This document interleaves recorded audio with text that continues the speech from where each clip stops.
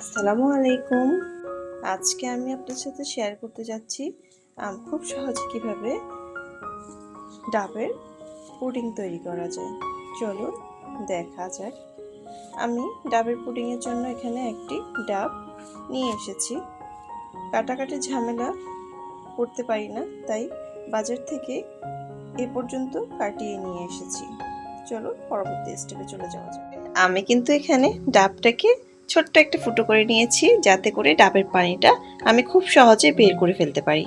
আমি এখানে একটি বাটি নিয়ে নিয়েছি, আর এটাতে আমি ঠিক এভাবে বসিয়ে দিলাম পানিগুলো যেন এই বাটিতে একদম চলে আসে। এ পর্যন্ত এসে যারা এখনো একটা লাইক করেননি, প্লিজ লাইক করতে ভুলবেন না। আপনার একটা লাইক আপনার জন্য কিছু না হলে আমার জন্য কিন্তু অনেক মূল্যবান। প্লিজ লাইক কমেন্ট করে আমাকে উৎসাহিত করবেন। দেখেছেন কত সুন্দর ডাবের পানি আমি নিয়ে নিলাম একটি বাটিতে। এবার একটা বাটি নিয়ে নিলাম, আর একটা ছাঁকনির সাহায্যে আমি ডাবের পানিটাকে ছেঁকে নেব। পরিমাণ পানি আমি এখানে পেয়েছি, তো এই পানিটাকে আমি এখন ছেঁকে নেব।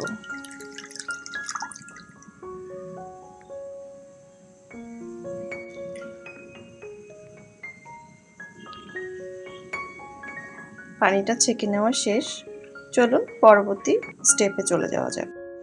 নারকেলটাকে ফালি করে আনতে হবে। এ পর্যায়ে এই শাঁসটাকে খুব যত্ন সহকারে কিন্তু এভাবে আলাদা করে উঠিয়ে নিতে হবে। যে যেভাবে পারেন সেভাবে উঠিয়ে নেবেন। আমি উঠিয়ে তারপরে আবার ফিরে আসি। শেয়ার করি কিভাবে আমি উঠাচ্ছি। এভাবে একটা বড় চামচের সাহায্যে খুব যত্ন সহকারে কিন্তু এটাকে তুলতে হবে যদি ডিজাইন করতে চান। আর যদি ডিজাইন ছাড়া এবড়ো থেবড়োভাবে ডাবের মধ্যে মানে ডাবের শাঁসটা আপনি ব্যবহার করতে চান, তাহলে কিন্তু যে কোনোভাবে তুলে নিতে পারেন। যদি আপনি এখান থেকে ডিজাইন করতে চান, কেউ স্টার শেপ, কেউ হার্ট শেপ ব্যবহার করে থাকে, তবে সে পর্যায়ে এইভাবে আলতো হাতে মানে ঘুরিয়ে ঘুরিয়ে তারপর সুন্দর করে তুলতে হবে, যাতে করে এটা ডাইসের মাধ্যমে কাটা যায় কিংবা কোনো ডিজাইন করা। এই যে আমি এগুলোকে এভাবে চামচ দিয়ে ঘুরিয়ে ঘুরিয়ে উঠিয়ে নিয়েছি। এখন এগুলো একটু ক্লিন করে নিব। দেখুন দোনো পাশ থেকে সমানভাবে উঠিয়ে নিয়েছি একদম সুন্দর করে। আমি এখানে কিছুটা শিউলি ফুলের কাটিং করতে চেয়েছিলাম, তো এখানে একটা স্টার কাটা দিয়ে আপনাদেরকে কেটে দেখাচ্ছি। ছোট ছোট কুকি কাটার হলে খুব ভালো হয়। তা আমার কাছে যা আছে আমি সেটা দিয়ে আপনাদের সাথে উপস্থাপন করার চেষ্টা করছি।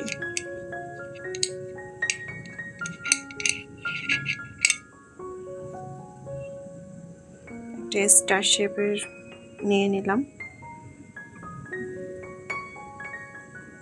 আমি আরও একটা স্টার শেপ করে নিচ্ছি এখান থেকে।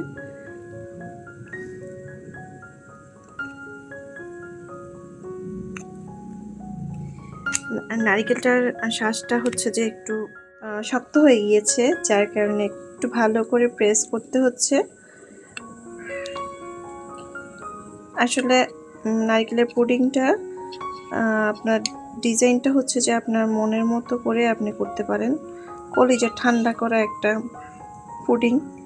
তো আমি 2টা স্টার করে নিয়েছি, 2টা শিউলি ফুল করে নিয়েছি।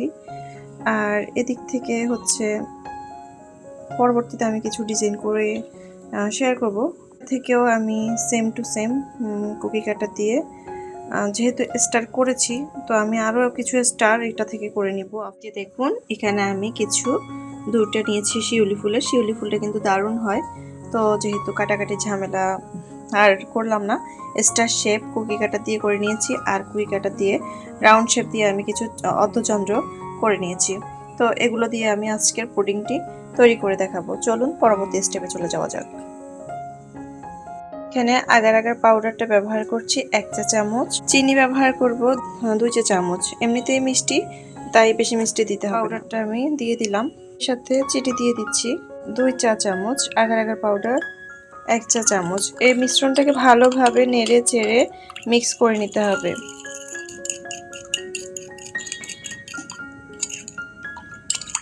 একটি ফ্রাই প্যানে আমি মিশ্রণটি ঢেলে একটু গরম করে নিব। আমি চুলাতে বসিয়ে দিলাম। সামান্য একটু ফুটে এলেই আমি কিন্তু এর পরবর্তী সেটআপে চলে যাব।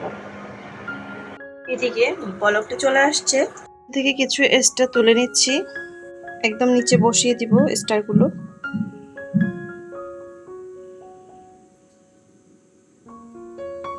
কিছু স্টার এভাবে আমি বসিয়ে দিলাম। এর উপরে হচ্ছে আমি মিশ্রণটা ঢালবো। সাথে আমি কিছু অর্ধচন্দ্র দিয়ে দিচ্ছি।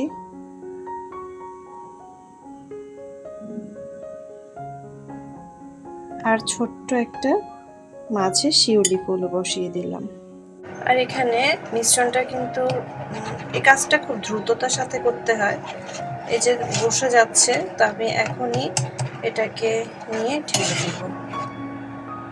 খুব দ্রুততার সাথে কাজটা না করলে কিন্তু জমে যাবে, আর জমে গেলে পরবর্তীতে আর সেট আপ হতে চাইবে না।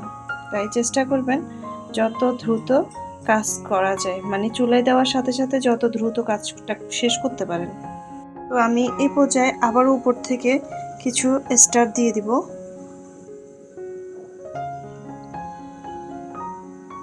একটু প্রেস করতে হবে। এই যে দেখেছেন সাথে সাথে কিন্তু এটা বসে মানে ইয়ে হয়ে যাচ্ছে,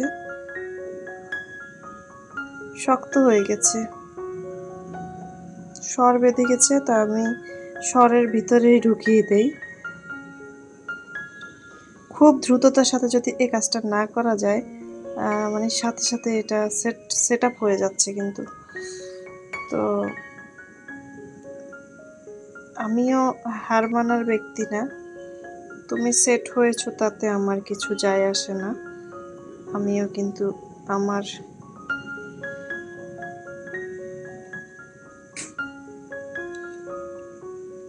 চেষ্টা আমি করে যাব। এই যে বসিয়ে দিচ্ছি উপর থেকে, যদিও এ পর্যায়ে পুরোপুরি একদম জমাট বেঁধে গেছে। একদম অন ক্যামেরায় কিন্তু দেখাইলাম, এগুলো আগে সেট করতে হয়।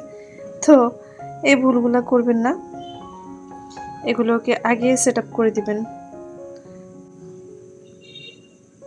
ঠিক আছে, দেখলেন তো কতটা দ্রুত সেটিংটা হয়ে গিয়েছে। তো আমার পুডিংটা একদম রেডি, ফাইনাল লুক। ফ্রিজে ঠান্ডা করে তারপরে কেটে আপনাদেরকে দেখাবো। একদম রেডি আমার কলিজা ঠান্ডা করা ডাবের পুডিং। কি দেখে কেমন লাগছে? অসাধারণ না? পরিবেশনের পালা।